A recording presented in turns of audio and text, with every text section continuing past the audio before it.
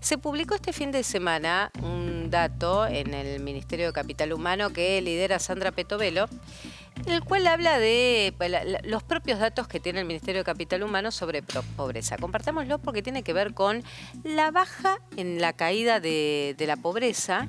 Se habla del 27,5%. Esto es lo que publica. La pobreza sigue en descenso, habla del tercer trimestre de 2025, es decir, estamos hablando julio, agosto, septiembre, ¿no? Como tercer trimestre.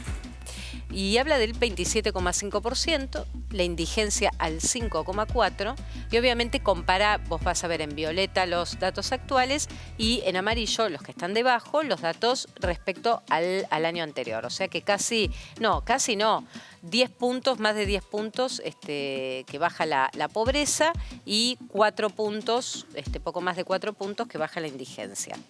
Le agradezco a Leo Tornaroli, que es economista, que es especializado justamente en análisis, en datos de tema pobreza, atendernos. Leo, buenas tardes, ¿cómo estás? Hola Mariana, buenas tardes. Bien, todo bien. Bien. Bueno, yo más que sorprendida, digo, el Ministerio de Capital Humano evidentemente debe tomar datos del INDEC o sus propios datos. ¿Cuánto hay de cierto de este dato de baja de pobreza, no? ¿Cómo es tomada la Mm. proyección? Porque la verdad de Sí, ser no, así es impactante, ¿no? el Ministerio de Capital Humano lo que hace es tomar los datos de distribución del ingreso que INDEC publicó la semana pasada, y esos datos de distribución del ingreso se obtienen de la misma fuente con la que luego INDEC va a calcular la pobreza. INDEC Ujú. la pobreza la calcula en forma semestral, no en forma trimestral. Entonces INDEC va a esperar a tener los datos del segundo trimestre del semestre, o sea, de octubre a diciembre, para recién en marzo decirnos cuál fue la pobreza del segundo semestre. Lo que hace el Ministerio de Capital Humano es tomar esos datos, y es relativamente sencillo a partir de ese informe hacer una proyección de cuál sería la pobreza que está Sí. detrás de esos datos de distribución del ingreso. Yo también la hice, yo la suelo hacer y me da muy parecido, me da un poquito más, 28, 27,8, Sí. pero en ese orden. Pero Lo que hay entonces, que tener en cuenta, sí. sí, Pero no, está bien, decime, ¿qué es lo que hay que tener en cuenta? no, lo que hay que tener en cuenta es que INDEC cuando publique va a publicar un dato semestral, Sí. y el semestre promedia 2 trimestres, uno de los cuales contiene aguinaldo y otro no. Porque el tercer trimestre capta el aguinaldo, aquellos que se han entrevistado en julio, como responde respecto al mes anterior, dicen, entonces ese 27,5, por ejemplo, no es comparable con el último dato de INDEC que dio 31 y algo. Claro. Está bien, es un dato que está exagerada la caída por el aguinaldo, pero sí la caída respecto al año pasado Sí. posiblemente sea algo cercano a los 10 puntos. Pero para, Leo, entonces, espera, la caída de la pobreza entonces, para el segundo semestre, cuando lo conozcamos en marzo, entiendo, Uh-huh. va a dar una caída de 10 puntos de la pobreza, va a estar cercano a este dato, 27, 28. No, no, bueno, eh, el dato va a estar más cercano a 30 quizás, 29, una cosa así, Sí. y se va a comparar con el último dato que dio INDEC, que refiere al primer semestre del año, que ahí era más o menos 31,6, 32. Va a ser una que de 2 puntos. Va a ser, sí, quizás 7 u 8 puntos respecto al dato del segundo semestre de 2024, Ok. que fue 30 y...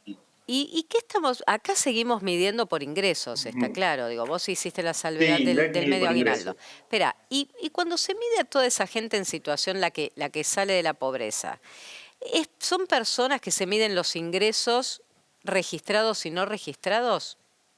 Sí.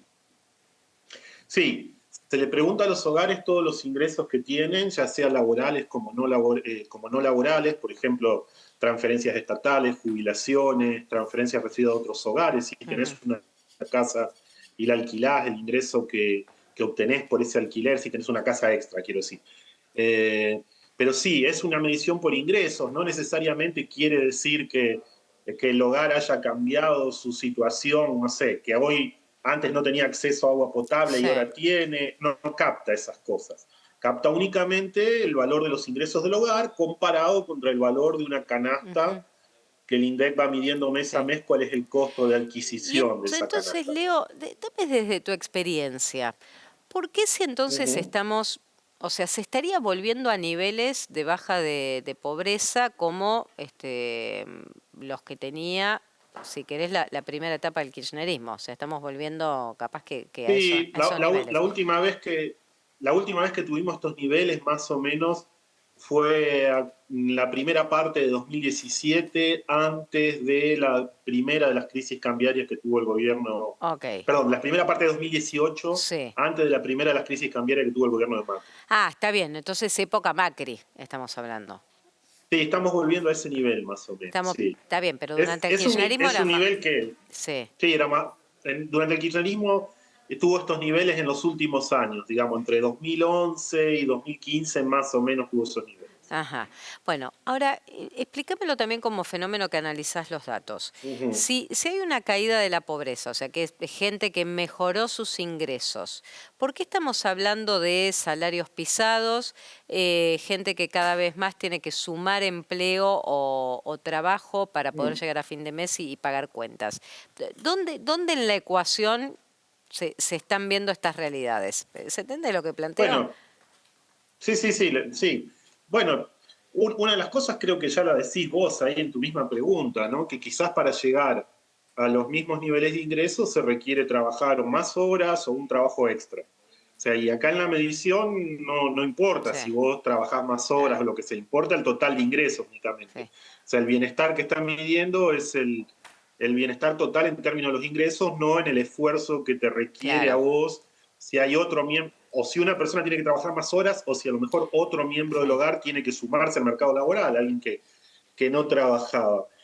Y además está el hecho de que, bueno, la pobreza sigue siendo alta, 30%, imagínate que es un valor Sí, altísimo, claro. y si vos extendés el análisis un poquito más allá, el análisis de pobreza que hacemos habitualmente es un análisis de blanco y negro, ¿sos pobre o no sos pobre? Sí, Pero entre los que no son pobres, también hay un montón de hogares que siguen viviendo cerca de la línea, por así decir, de la línea de pobreza. Son hogares que, si les va un poquito peor durante un mes, caen en la pobreza. No es que el que no es pobre ya se alejó completamente de la situación de vulnerabilidad, que ya tiene una vida tranquila. No. sí, Dada la situación de la economía argentina, tenemos un 30, 32, lo que sea de pobreza, pero después tenés quizás un cuarto más de la población, un 25%, que vive en condiciones relativamente precarias y que sí. depende de cada momento No, del sí. tiempo, de que no se vuelva a acelerar la Lo que inflación queda o algo claro, así. Leo, es que mientras no se mida la pobreza de manera estructural, es decir, si vos donde vivís pudiste hacerte un baño, mejorar la propiedad o ampliarte o lo que sea, medir más por estructura que por ingresos,